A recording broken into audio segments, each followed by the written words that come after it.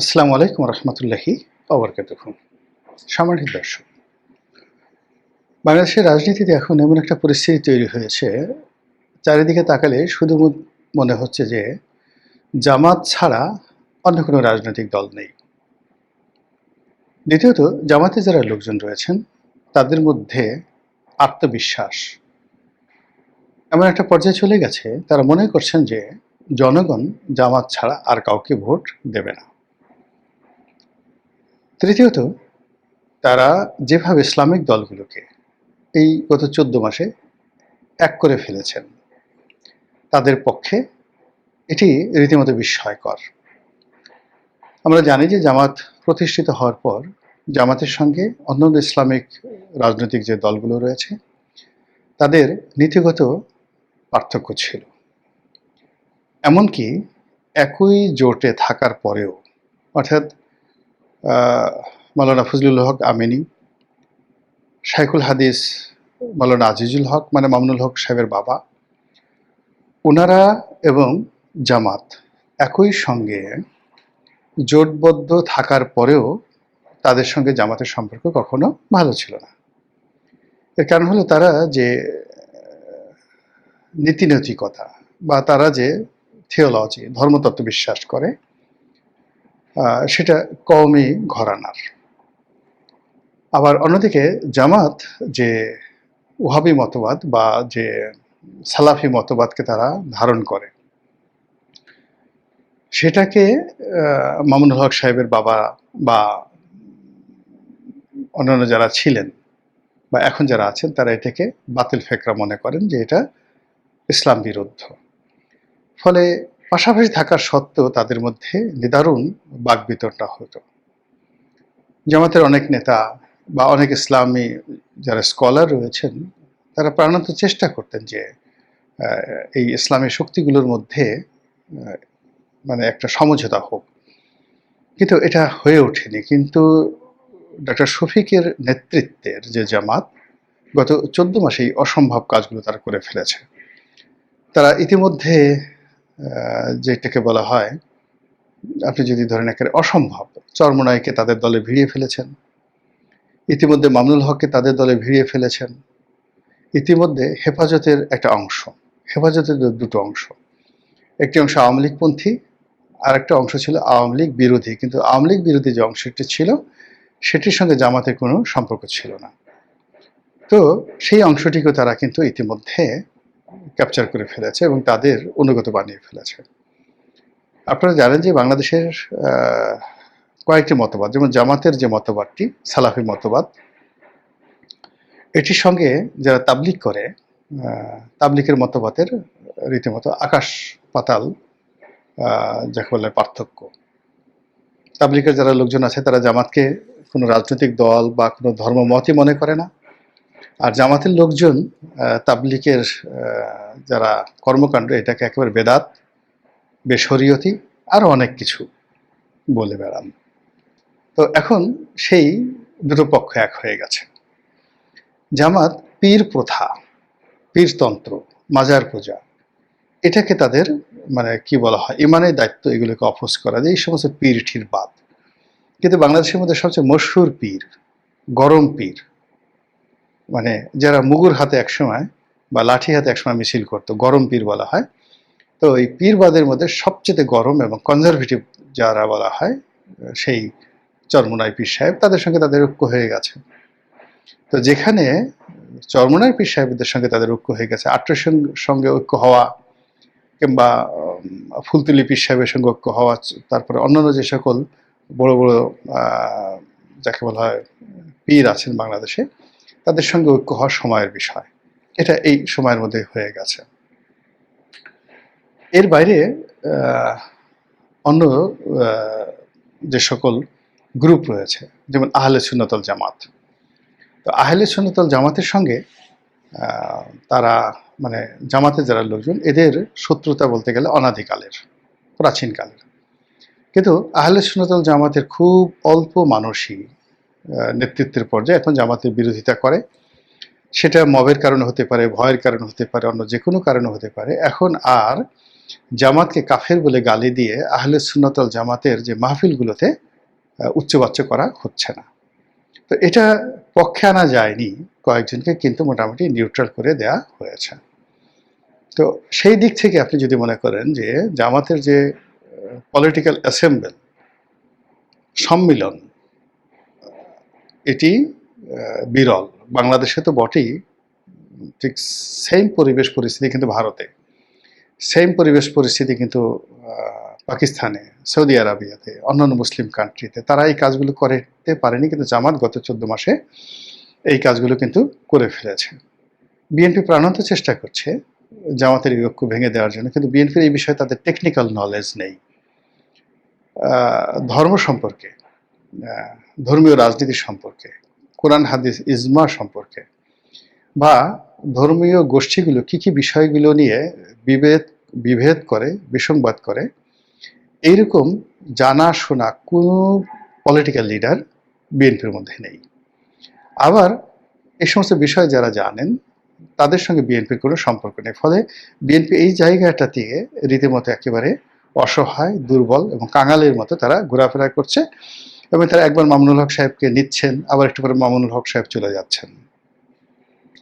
দ্বিতীয়ত, অন্যান্য যে সকল ছোট ছোট রাজনৈতিক দলগুলো রয়েছে, যেমন ধরেন গণ অধিকার পরিষদ, তারপরে যেগুলো এখনো পর্যন্ত বিএনপির পক্ষে আছে প্রকাশ্যে, কিন্তু শেষ পর্যন্ত জামাত যদি তাদেরকে ডাকে, ভোটের মাঠের অবস্থা যদি জামাত এখন যে অবস্থা আছে তার সাথে আরো ফেভারেবল হয়ে যায়, তাহলে অন্ততপক্ষে, আমি নাম বললাম না, ছোট ছোট যে সকল রাজনৈতিক দলগুলো এখন বিএনপির সঙ্গে আছে, তারা হাতে গোনা 2-1টি ছাড়া কেউ বিএনপির সঙ্গে থাকবে না। সবাই কিন্তু জামাতের সঙ্গে চলে আসবে। বিএনপি পুরো মাঠে একা হয়ে যাবে, পুরো মাঠে একা হয়ে যাবে। এবং একা হয়ে যাওয়ার ফলে কি হলো, সেক্ষেত্রে তাদের জন্য আরো ভয়ঙ্কর অবস্থা তৈরি হয়ে যাবে। এর কারণ হলো, ইতিমধ্যে বিভিন্ন জায়গাতে শরিকদেরকে সিট দেওয়ার জন্য বিএনপি যে জায়গাগুলো খালি রেখেছে, ওখানে বিএনপির প্রার্থীরা মানসিকভাবে দুর্বল হয়ে পড়েছে, অভিমান করেছে, নিজেদেরকে গুটিয়ে নিয়েছে। আর যে সকল জায়গাতে বিএনপির প্রার্থীদের মধ্যে বিভেদ আছে, প্রতিযোগিতা আছে, বিসংবাদ আছে, মারামারি, কাটাকাটি, হানাহানি আছে, ওই জায়গাগুলোতে জামাত এবং তাদের যারা সহযোগী রয়েছে তারা ইজিলি অনেক কিছু করতে পারবে। এখানে জামাত, আমার যেটা বিশ্বাস, যে জামাত যেহেতু প্রশাসন অত্যন্ত গুরুত্বপূর্ণ একটা স্টেক হোল্ডার, দ্বিতীয়ত তাদের প্রশিক্ষিত ক্যাডার বাহিনী আছে, তৃতীয়ত তাদের আর অনেক কিছু আছে, মানে যেগুলো শব্দ করে, অনেক কিছু তাদের আছে এই মুহূর্তে, আর অর্থ আছে। তো সেক্ষেত্রে তারা হয়তো সেই শেখ হাসিনার পন্থায় অবলম্বন করবে, বা সালাউদ্দিন কাদের চৌধুরী সাহেবের পন্থা অবলম্বন করবে। আসসালামু আলাইকুম চাচা, আপনি আমাকে ভোট দেবেন? আমরা শুনেছি, এটা সত্য মিথ্যা আল্লাহ মাফ করুক, ভোট দেবেন? হ্যাঁ চাচা, আপনাকে তো ভোট দেবো। তাহলে আর ভোট কেনা যাওয়া দরকার নাই, ভোট আমি পেয়ে গেছি। তো জামাত যদি বলে যে ঠিক আছে, আসসালামু আলাইকুম ভাই সাহেব, কেমন আছেন, আমরা তো চেষ্টা করছি, দেখেন বিএনপি এইভাবে লুটপাট করছে, আওয়ামী লীগ এভাবে লুটপাট করেছে, একদিকে চাঁদাবাজি, এদিকেও চাঁদাবাজি, এদিকেও চাঁদাবাজি, এক জাহেল গেছে, আর এক জাহেল আসছে। তো সাধারণ মানুষ বলবে যে হ্যাঁ হ্যাঁ ঠিকই তো, তো সেক্ষেত্রে আপনার কি একটু জামাতকে ভোট দেওয়া উচিত না? এই নেন, একটা কোরআন শরীফ নেন। লোকজন বলবে হ্যাঁ ভালোই তো, ঠিক আছে, অসুবিধা নেই, যাওয়ার দরকার নেই, ভোট আমরা পেয়ে গেছি, মনে মনে বললেন। তো এই যে ভোট পাওয়া, ভোট গ্রহণ করা, রেজাল্ট শিট তৈরি করা এবং ভোট ডিক্লেয়ার করা, এটা যে তাদের জন্য কত সহজ, এবং এটা আওয়ামী লীগ থেকে তারা কত সুন্দরভাবে শিখেছে, এবং আওয়ামী লীগের চেয়ে আরো কত সুন্দরভাবে তারা করতে পারে, ইতিমধ্যে তার মহড়া হয়ে গেছে, এবং এটা সফল হয়েছে, পরীক্ষা সফল হয়েছে বিশ্ববিদ্যালয়গুলোতে। কাজেই বিএনপি তখন সেই সময়টাতে আঙুল চুষা ছাড়া আর হাউমাউ করে কান্নাকাটি ছাড়া, গড়াগড়ি করা ছাড়া আর কোনো উপায় থাকবে না।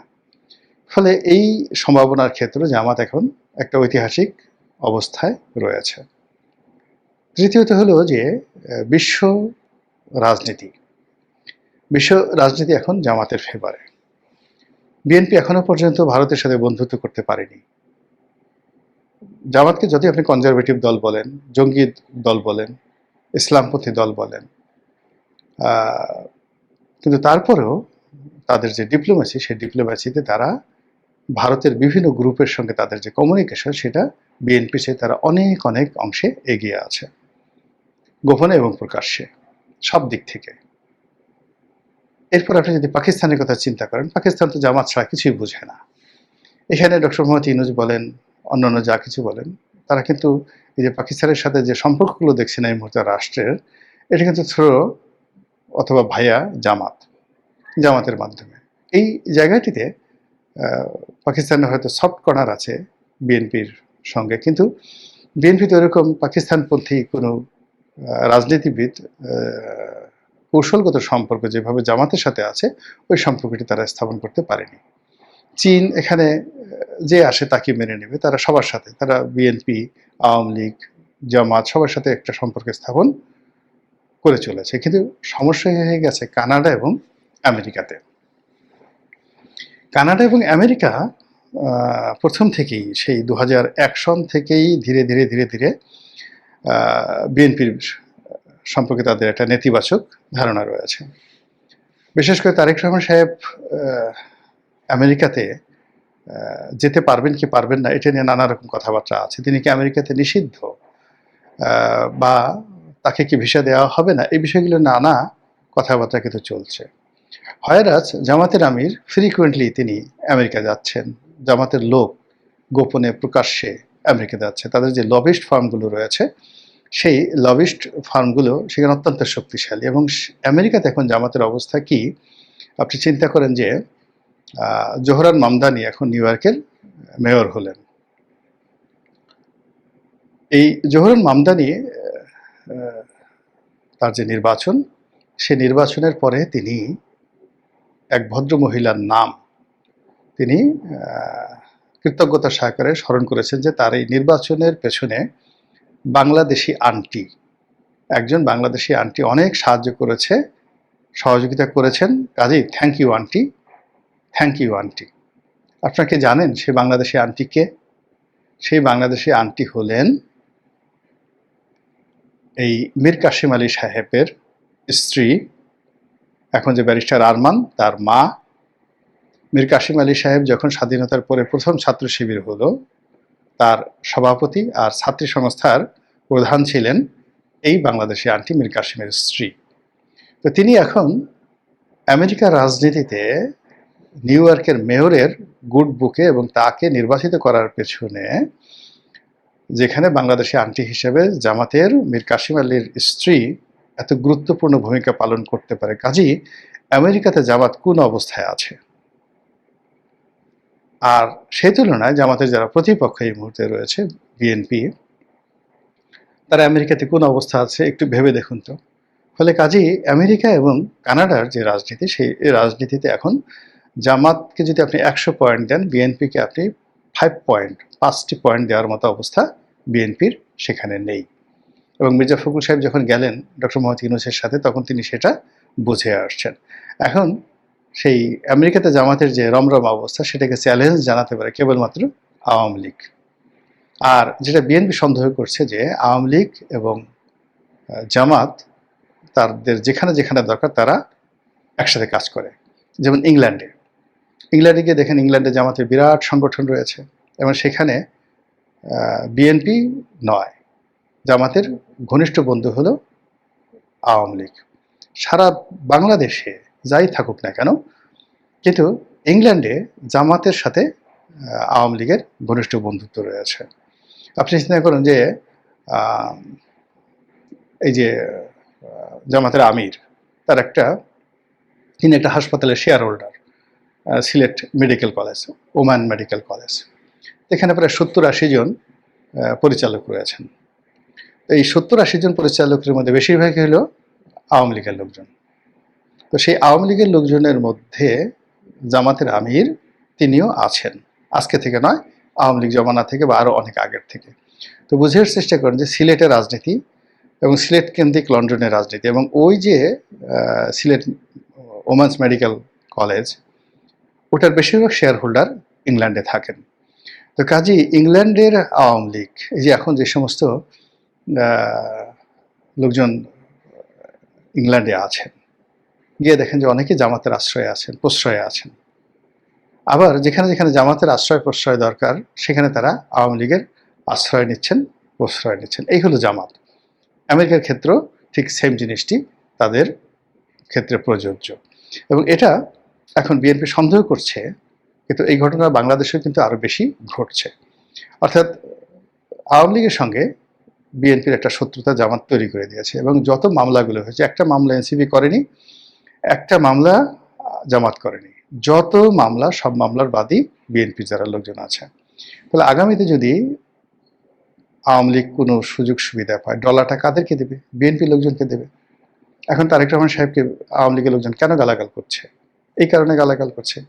আর জামাত কি করছে? তলে তলে আওয়ামী লীগের লোকদেরকে আশ্রয় দিচ্ছে, তাদের বাড়িতে চাল ডাল আটা ময়দা পাঠায় দিচ্ছে, কোর্ট কাছারি থেকে মামলা মোকদ্দমা থেকে তাদেরকে মুক্তি দিচ্ছে, অনেকের জামিনের ব্যবস্থা করে দিয়েছে। ফলে আপনি গিয়ে দেখেন যে সমস্ত লোকদেরকে গ্রেপ্তার করা হয়েছিল সারা বাংলাদেশে, তার অলমোস্ট নাকি 70% লোক ইতিমধ্যে জামিন পেয়ে গেছে।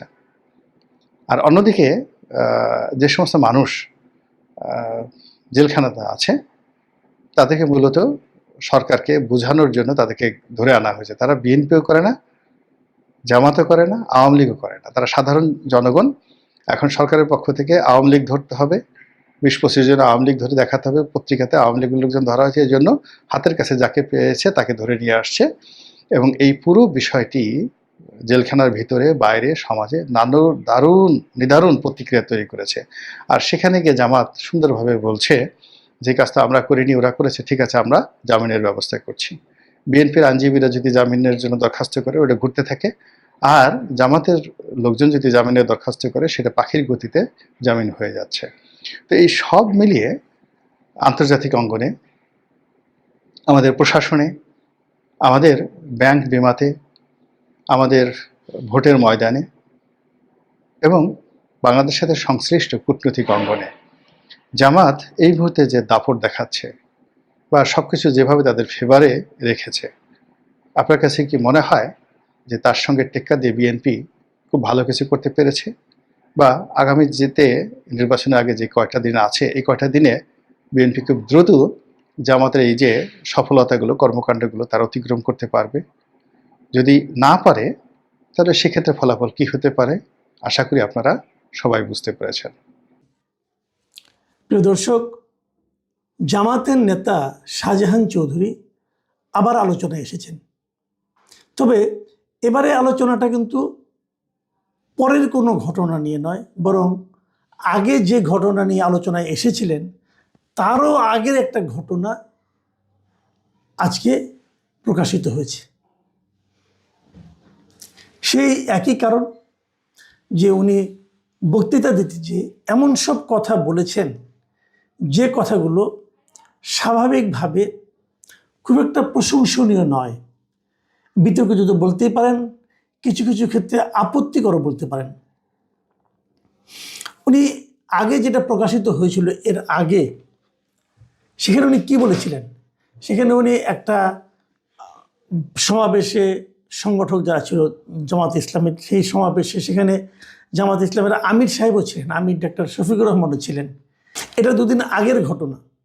এবং সেখানে উনি এমন সব কথা বলেছিলেন যাতে নাকি অনেকে বলেছিল যে জামাতের ভেতরের চিত্রটা ধীরে ধীরে প্রকাশিত হচ্ছে। সেখানে তিনি বলেছিলেন যে কথাগুলো, সেটা আমি আরেকবার আপনাদের স্মরণ করিয়ে দিই। সেটা উনি বলেছিলেন যে প্রশাসনকে আমাদের কথা শুনতে হবে, পুলিশ আমাদের পিছিয়ে পিছিয়ে ঘুরবে, আমরা যাকে বলবো তার বিরুদ্ধে মামলা দিতে হবে, আমরা যাকে বলবো তাকে গ্রেফতার করতে হবে, এ ধরনের কথা। এবং সেখানে উনি আরও একটা গুরুত্বপূর্ণ কথা বলেছিলেন যে নাকি প্রশাসনিকভাবে হয়তো আপত্তির নয়, কিন্তু অনেকে ধর্মীয়ভাবে সেটাকে আপত্তিকর মনে করতে পারেন। সেখানে উনি বলেছিলেন যে আমি মনে করি যে আল্লাহ তাআলা সিদ্ধান্ত নিয়েছেন জামাতে ইসলামকে ক্ষমতায় নেবেন। মানে উনি মনে করেন যে আল্লাহ তাআলা জামাতে ইসলামকে ক্ষমতায় নেওয়ার ব্যাপারে সিদ্ধান্ত নিয়েছেন। এটা উনি কেন মনে করেন, কীভাবে মনে করেন, কী যুক্তিতে মনে করেন, সেটা ওনার ব্যাপার। কিন্তু এগুলো নিয়ে কিন্তু আলোচনা হয়েছে, আমি নিজেও আলোচনা করেছিলাম।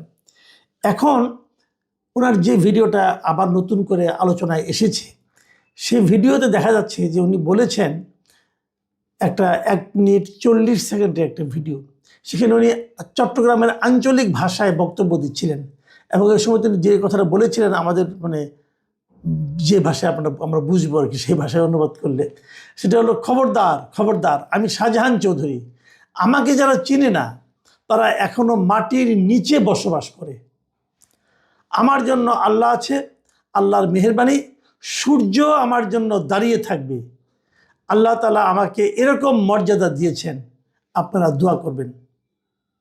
ওনার এই যে বক্তব্যটা, সূর্য ওনার জন্য দাঁড়িয়ে থাকবে, আল্লাহ ওনাকে এরকম মর্যাদা দিয়েছেন, যারা ওনাকে চেনেন না তারা এখনো মাটির নিচে বসবাস করছেন, এই যে কথাগুলো, এগুলো শুনে অনেকে হয়তো ভাবতে পারেন যে লোকটা কি মস্তিষ্ক বিকৃত নাকি, এগুলি কখনো হয়? আবার অনেকে ভাবতে পারেন উনি কি অতি অহংকারী কেউ নাকি? উনি কি করে বলেন যে ওনার জন্য সূর্য দাঁড়িয়ে থাকবে? সূর্য দাঁড়িয়ে থাকার অর্থটা কি? মানে সময় স্থির হয়ে থাকবে। এটা হয় পৃথিবীতে কারো জন্য হয়েছে, ওনার জন্য বাদ দেন আপনি। এই পৃথিবীতে কারো জন্য কি সূর্য দাঁড়িয়েছিল কখনো? কোনো একটা মানুষের জন্য কি সময় স্থির ছিল? কখনো ছিল? আল্লাহ সেটা করবেন? উনি আল্লাহর উপর ভরসা করে বলছেন যে আল্লাহ ওনাকে এতটাই সম্মান দিয়েছেন যে ওনার জন্য সূর্য দাঁড়িয়ে থাকবেন। তাহলে এটা কি অধ্যত্ব নাকি অজ্ঞতা নাকি মূর্খতা? কি এই যে কথাগুলো উনি বলেন, কেন বলছেন? উনি এখানে অবশ্য এটা উনি এখানে একজনকে মানে হয়তো হুমকি দিয়ে কথাগুলি বলেছিলেন বলে মনে হয়, কারণ তার পরের আরেকটা বাক্য এরকম যে চুদুর বুদুর করিও না, লুলা হয়ে যাবা, মানে যদি আমি সহজ ভাষায় বলি যে উল্টাপাল্টা করো না, তাহলে তুমি কিন্তু পঙ্গু হয়ে যাবে। এখন এটা কি হুমকি? এই সমস্ত পয়েন্ট কিন্তু আলোচনায় আসছে, অলরেডি আসা শুরু করেছে। সবচেয়ে বড় কথা হলো, একজন মানুষ কেন এই ধরনের কথা বলেন? এই ঘটনাটা, এই যে কথাগুলি বললাম, লেটের যে ভিডিওটার কথা বললাম, এই ভিডিওটা আসলে গত 13 নভেম্বরের, মানে আরেকটু আগের। ওই সময় অনেকে ওই এলাকার লোকজন বলতেছেন আর কি যে এটা ওই সময় ওই দিন নাকি উনি এই সাতকানিয়া উপজেলার চরতি ইউনিয়নের তুলতুলি এলাকায় তুলাতুলি এলাকায় জনসংযোগের সময় উনি নাকি এই বক্তব্যটা দিয়েছিলেন, এরকম কেউ কেউ বলছেন। আসলে কোনটা বলছেন, কীভাবে বলছেন, এটা এখনও ক্লিয়ার হওয়া যায়নি। তবে ভিডিওটা যে ওনার, এটা অনেকেই এলাকার লোকজন বলেছেন। দেখুন, শাহজাহান চৌধুরী কিন্তু একেবারে এলেবেলে কোনো লোক না যে তাকে পাত্তা না দিলেও চলবে, ঘটনা তা না। আমি এর আগে ওনার আগের বক্তব্য নিয়ে যখন আমি ভিডিও করেছিলাম, তখন অনেকে আমাকে বলেছিলেন যে সে কি আর সমস্যা নাই, আওয়ামী লীগের কত অপরাধ আছে, কত স্ক্যান্ডাল আছে, বিএনপির কত সমস্যা আছে, সেগুলি রেখে আমি কেন জামাতের একজন নেতা নিয়ে বলছি যিনি আপনার নীতি নির্ধারক কেউ নন। ভাই, আপনার কথাটা সত্য নয়। উনি নীতি নির্ধারক কেউ এটা বলেন না, উনি জামাতের প্রবীণতম নেতা, জামাতের অত্যন্ত গুরুত্বপূর্ণ নেতা। এই সাতকানিয়ায় ওনার জনপ্রিয়তা আকাশচুম্বী। যে কোনো কারণে উনি এখানে নিয়মিত নির্বাচিত হন। এর আগে 2বার উনি এখানে নির্বাচিত হয়েছেন, তো অলি আহমদের মতো লোককে হারিয়ে হয়েছেন। কিন্তু এটা কিন্তু একদম চারটেখানি কথা না, কিন্তু উনি অনেক বড় নেতা। চট্টগ্রাম জেলা জামাতের উনি শীর্ষ ব্যক্তিত্ব। এগুলো কি বুঝতে হবে। উনি একদম ওনাকে পাত্তা দেওয়া যাবে না তা না, কিন্তু তারও চেয়ে বড় কথা, যদি উনি এত বড় নেতা নাও হতেন, তবুও আমি এটা নিয়ে আলোচনা করতাম। এই জন্য করতাম যে জামাতের একজন নেতা, একজন ব্যক্তি এই ধরনের কথা বলেই যাচ্ছেন, তার মানেটা কি? তার মানে উনি এটা মনে করেন, উনি এটা বিশ্বাস করেন, এই কথাগুলি উনি নিজের বিশ্বাস থেকে বলেছেন। অনেক সময় এমন হয় মানুষ অপ্রকৃতস্থ হয়ে যায় হয়তো, মানে বিভিন্ন কারণে, কিন্তু ওনার তো আর অপ্রকৃতস্থ হওয়ার মতো কোনো কারণ নেই। উনি খুবই ধার্মিক একজন মানুষ।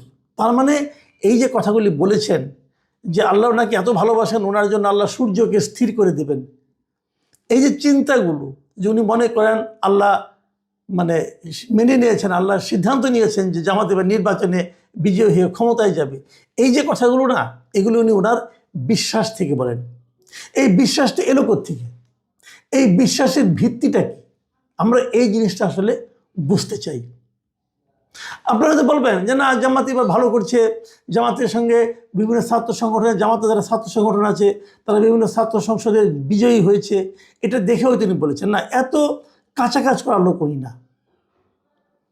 এখন এই জামাতের ক্ষমতায় যাওয়ার যে প্রত্যাশাটা তৈরি হয়েছে তাদের নেতাদের মধ্যে, এটা কি এমনি এমনি হয়েছে? আমি সেটা মনে করি না।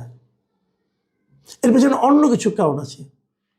তারা অবশ্যই ভালো গণসংযোগ করেছেন। আমি যতটুকু জানি, জামাত এরই মধ্যে দেশের প্রত্যেকটা বাড়িতে একবার করে জামাতের কেউ না কেউ গিয়েছিল তাদের ভোটের জন্য, তারা এরকম দাবি করেন আর কি। যদি সেটা হয় তাহলে তো জামাত অনেক দূর অগ্রসর হয়ে গেছে। এবং সেটা অগ্রসর হওয়ার কিন্তু আমি কিন্তু মন্দ কিছু বলছি না, কিন্তু আমার আশঙ্কাটা হলো, আমার ভয়টা হলো সেখানে যে এই ধরনের লোক যদি ক্ষমতায় যায় তখন কি হবে। ক্ষমতায় যাওয়ার আগেই যিনি সূর্যকে থামিয়ে দিতে চান, ক্ষমতায় যাওয়ার আগে যিনি বলেন যে আমাদের কথা মতো মামলা নিতে হবে, গ্রেফতার করতে হবে, এই কথা ক্ষমতায় যাওয়ার আগে যিনি বলেন, ক্ষমতায় গেলে উনি কী করবেন?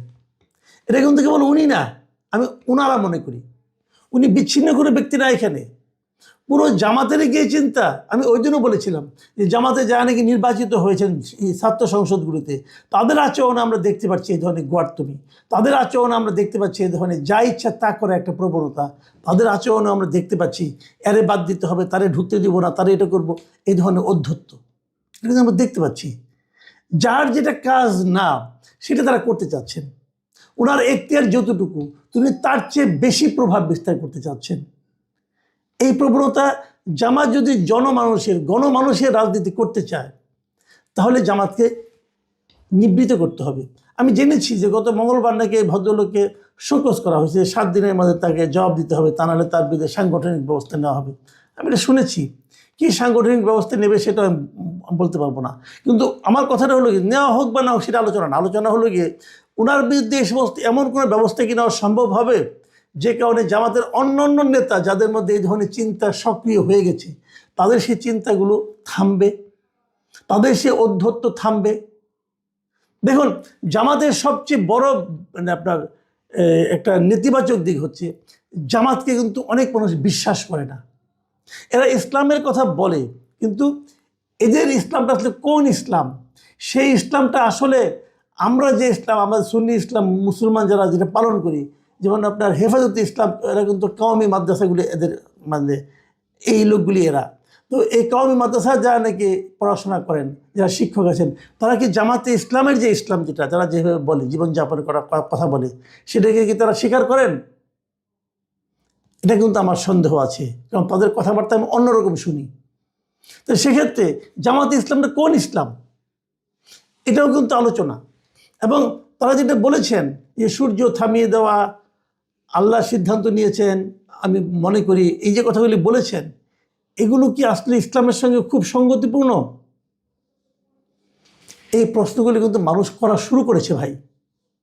আমি জামাত ইসলামকে রিকোয়েস্ট করব, ভাই আমি বাংলাদেশের প্রত্যেকটা রাজনৈতিক দলকে পছন্দ করি, আবার প্রত্যেকটা রাজনৈতিক দলের ভুল ভ্রান্তিকে অপছন্দ করি। যারা ভালো কিছু করবেন তাদের প্রশংসা করব, যারা খারাপ কিছু করবেন তাদের সমালোচনা করব, যাদের কোনো কাজ আমার কাছে সন্দেহযুক্ত মনে হবে সেটারও সমালোচনা করব। জামাতের এই কাজটা আমার কাছে কিন্তু খুবই আপত্তিকর মনে হয়েছে। জামাত নেতারা কি বুঝেন যে এই যে আমার মধ্যে যে আপত্তিটা আসছে এটা কিন্তু মানে আমি একা না, আমার মতো অনেক লোক আছে যারা এই আচরণটাকে আপত্তিকর মনে করবেন। আপনারা কেবল শাহজাহান চৌধুরীকে বোঝালে হবে না, শাহজাহান চৌধুরীর বিরুদ্ধে অ্যাকশন নিলেই হবে না। এই জিনিস যেন আরও না যায়, আরও দেখা না যায়। এখন যদি আপনারা দেখা নাও দেন, এখন যদি আপনারা খুবই ভালো ব্যবহার করেন, তবুও কিন্তু মানুষ সন্দেহ করবে, বলবে কি যে অভিনয় করতেছে। আসলে শাহজাহান চৌধুরী যেটা বলছে ওটি তারা করতে চায়। এই যে মানুষের মনোভাব, এখান থেকে কীভাবে ব্যাক করাবেন? আমার মনে হয় জামাতের জন্য সামনে এটা একটা বড় চ্যালেঞ্জ হিসেবে আসতে পারে। আমরা চাই না যে কোনো রাজনৈতিক দলের মধ্যে, কোনো রাজনৈতিক দলের নেতার মধ্যে, যত বড় নেতা হোক, তার মধ্যে এমন অধ্যত্ব দেখা যায়। আমরা চাই নেতারা হবেন বিনয়ী, সাধারণ জনগণ যেন ওই নেতার আচরণ দেখে তার উপর ভরসা করতে পারে। সাধারণ মানুষ যদি ওই নেতাকে দেখে ভয় পায় তাহলে মনে করবো সেটা একজন ব্যর্থ নেতা। প্রিয় দর্শক, সামনে নির্বাচনের আগে প্রত্যেকটা নেতার প্রত্যেকটা খুঁটিনাটি আচরণ আমার ধারণা মানুষ একদম নীতি দিয়ে মেপে নেবে। আবার নীতি বলে জামাতের প্রতীক ভাইবেন না, একদম মেপে তারা নেবে এবং তারপরে তারা সিদ্ধান্ত দেবে। প্রিয় দর্শক, আটকা কেন, বুলডোজার কেন 32 নম্বরে নিয়ে যাওয়া হচ্ছে না? বোঝেন অবস্থা। পিনাকি ভট্টাচার্য, ইলিয়াস হোসেন এখন মানুষ পাচ্ছেন না যাদেরকে তিনি ফেসবুক লাইভে তারা এসে আহ্বান জানাতে পারে নাই। আপনারা কোথায়? আপনারা এসে আওয়ামী লীগের মিছিল ঠেকাচ্ছেন না কেন? আওয়ামী লীগের মিছিল লম্বা হচ্ছে কেন? তারা ধমকাচ্ছেন ডক্টর ইউনূসের সরকারকে যায়, আপনাকে বলেছিলাম আপনি তো পারছেন না, আপনার পুলিশ পারছে না, আপনারা করছেনটা কি, এবং মাঝে মাঝেই তারা বিএনপিকে ধমকাচ্ছেন যে বিএনপি কেন পারছে না।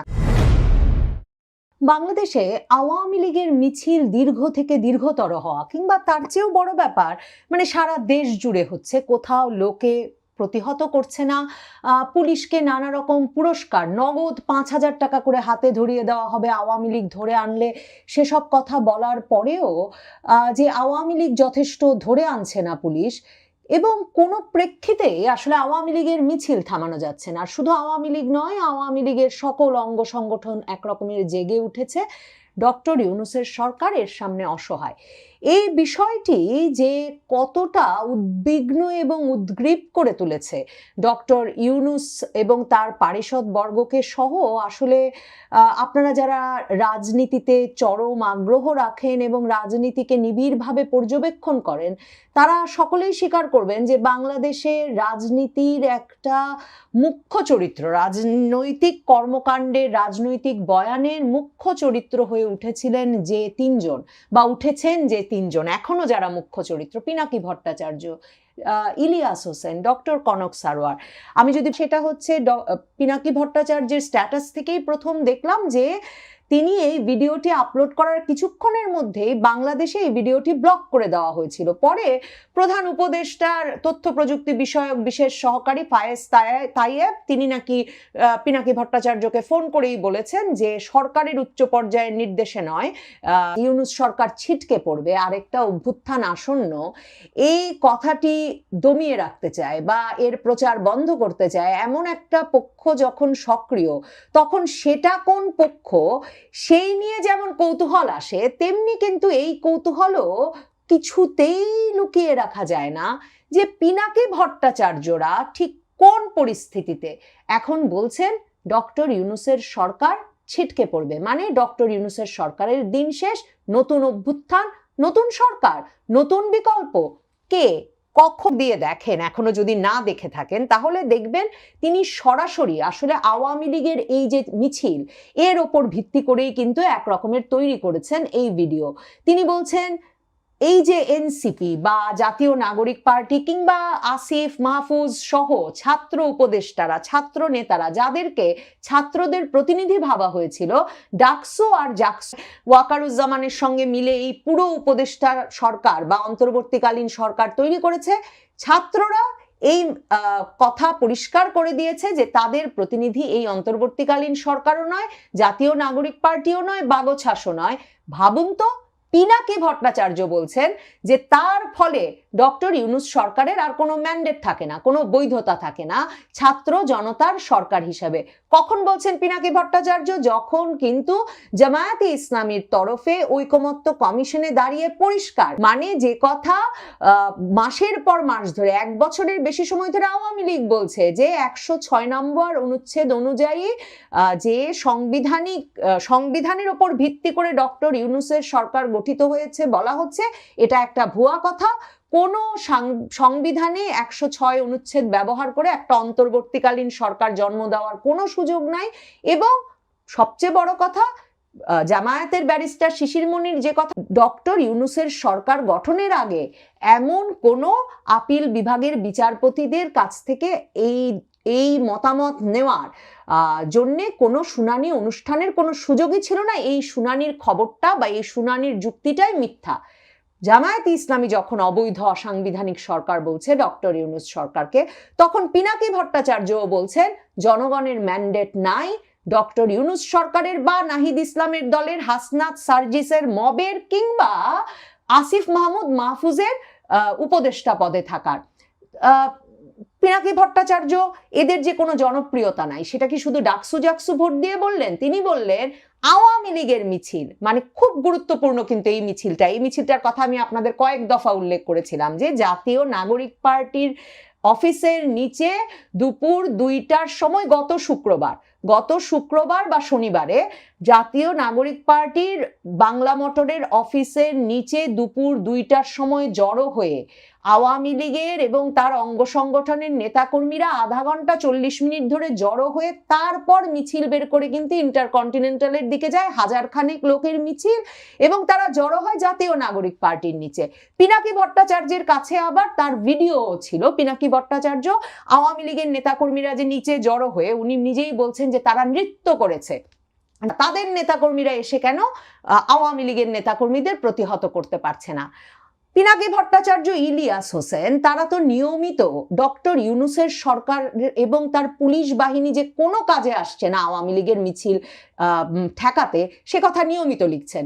মানে ইলিয়াস হোসেন কয়েক দফা এই নিয়ে স্ট্যাটাস দিয়েছেন যে এমনকি বগুড়ায় আওয়ামী লীগের মিছিল হয়ে গেছে, মশাল মিছিল হয়ে গেছে। তিনি বলেছেন যে ডক্টর ইউনূসের উপদেষ্টা, বিএনপি, আপ পার্টি, গণ অধিকার পরিষদ, এনসিপি, এবি পার্টি, মানে যত দল আছে সবাইকে বলেছেন তারা যেন ঐক্যবদ্ধ থাকেন। মানে এই ইলিয়াস হোসেন, পিনাকি ভট্টাচার্য, তার মানে কি কোন রকম যে রাজপথে প্রতিরোধ গড়ে উঠছে না আওয়ামী লীগের মিছিলের বিরুদ্ধে, সেটাই কি তাদেরকে এই বিষয়টাতে নিশ্চিত করছে যে একরকম আওয়ামী লীগ ফিরে এসেছে, কিংবা আওয়ামী লীগ আরো জোরে সোরে ফিরে আসতে যাচ্ছে, এবং ডক্টর ইউনূসের পুলিশ বাহিনীর তো তাতে সাধ্য হবেই না এই আওয়ামী লীগকে ঠেকানোর, এবং শেষ পর্যন্ত রাজনৈতিক দলগুলো ঐক্যবদ্ধ পারবে কিনা সেটা নিয়েও তাদের ভেতরে সন্দেহ দেখা দিয়েছে।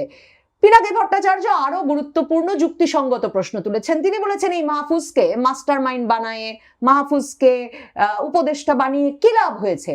দেখেন, উনি বলছেন যে লন্ডনে উনি ভিডিও দেখেছেন, সেটা বলেই উনি বিশ্লেষণ করছেন পিনাকি ভট্টাচার্য যে লন্ডনে মাহফুজ আলমের গাড়ি বহর আটকাতে, মাহফুজ আলমকে অনুষ্ঠানে যোগ দিতে বাধা দিতে যেই আওয়ামী লীগের নেতাকর্মী সমর্থকেরা জড়ো হয়েছিলেন, উনি বলছেন উনি ভিডিওতে দেখেছেন এরা 30, 40, 50 জনের রক্ষা করার জন্য।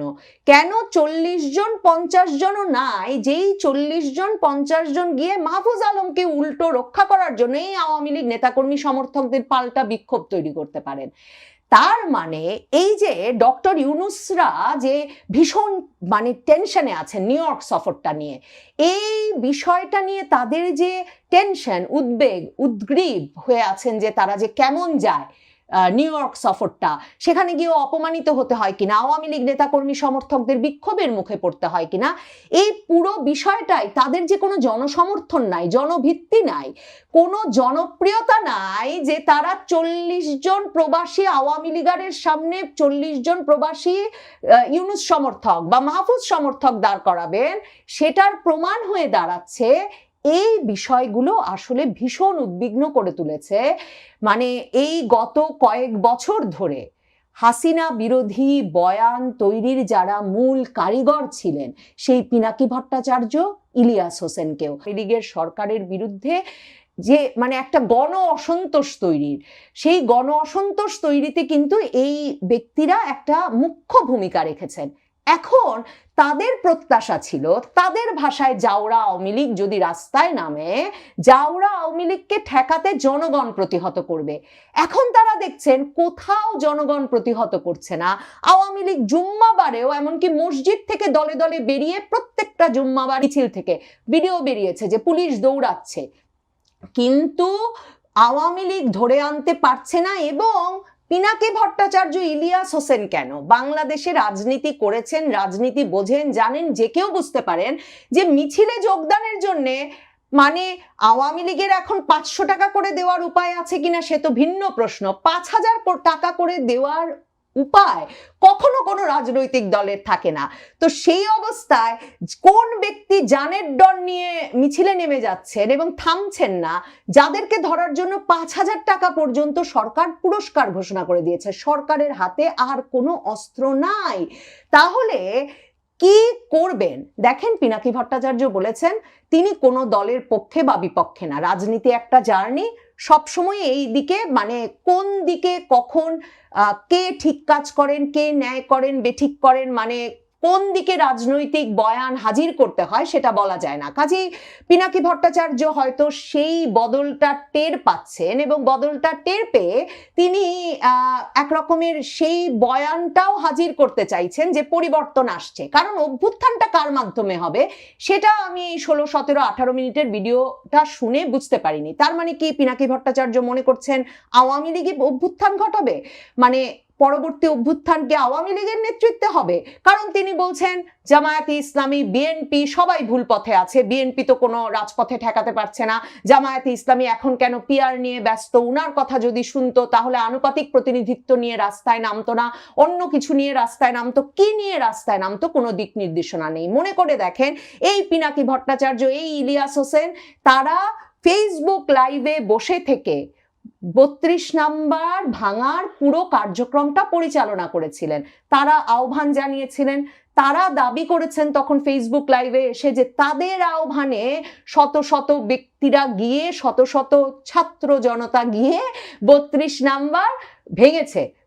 5ই আগস্টে একবার ভেঙেছে, কিন্তু তাদের মূল ভেঙে গুড়িয়ে দেওয়া, বুলডোজার নিয়ে যাওয়া, এই পুরো বিষয়টি তারা মঞ্চায়ন করেছেন ফ্রান্সে, আমেরিকায় বসে, ফেসবুক লাইভে বসে।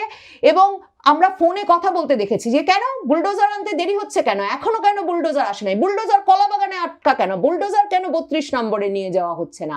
বোঝেন অবস্থা। পিনাকি ভট্টাচার্য, ইলিয়াস হোসেন এখন মানুষ পাচ্ছেন না যাদেরকে তিনি ফেসবুক লাইভে তারা এসে আহ্বান জানাতে পারেন। আপনারা কোথায়? আপনারা এসে আওয়ামী লীগের মিছিল ঠেকাচ্ছেন না কেন? আওয়ামী লীগের মিছিল লম্বা হচ্ছে কেন? তারা ধমকাচ্ছেন ডক্টর ইউনূসের সরকারকে, যায় আপনাকে বলেছিলাম আপনি তো পারছেন না, আপনার পুলিশ পারছে না, আপনারা করছেনটা কি? এবং মাঝে মাঝেই তারা বিএনপিকে ধমকাচ্ছেন যে বিএনপি কেন পারছে না। কিন্তু যে